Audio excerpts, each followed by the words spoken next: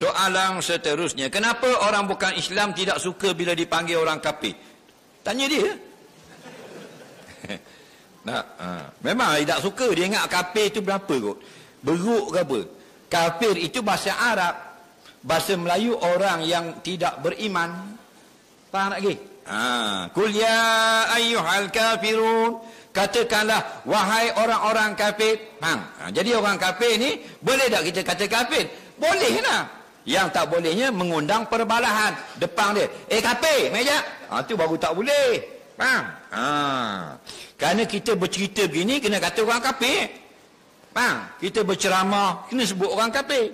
Kita menyampaikan tazkirah sebut orang kafir. Dalam tausiah sebut orang kafir. Tapi kalau terjumpa orang kafir, janganlah panggil wahai kafir. Faham? Marahlah dia. Macam kita cerita kak, berhala ini batil dan sebagainya. Boleh ya? Dalam majlis ilmu. Takkan tak boleh cerita.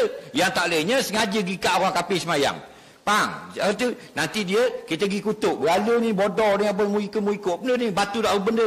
Faham? Dia pun kata ke Tuhan kita. Tu Nabi larang kata depan dia. Faham?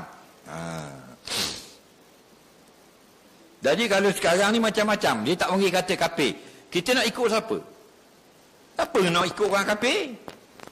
Faham tak lagi?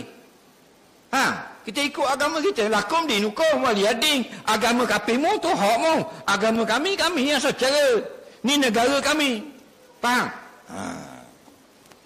Macam lagi di perhimpunan orang dakwi takbir. Yang mengikut tu siapa suka? Dia dakwi. Dia dakwi yang mengikut bodoh apa? Takbir juga biar cah mulut. Faham tak lagi? Orang dakwi takbir. Lepas tu mengikut. Mu cerdik ke bodoh? Tahu tak? Ada? Orang dakwi takbir lagi ya. Orang nak kata apa?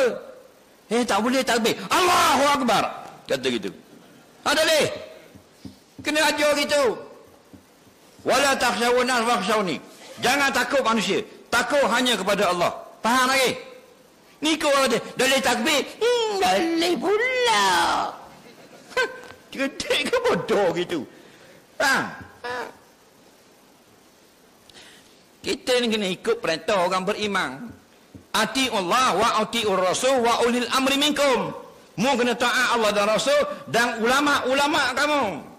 Bukan suruh taat orang kafir, bukan suruh taat orang munafik. Taat pada ulama. Faham? Apa makna ulul amri minkum? Humul ulama. Mereka itu ulama. Faham?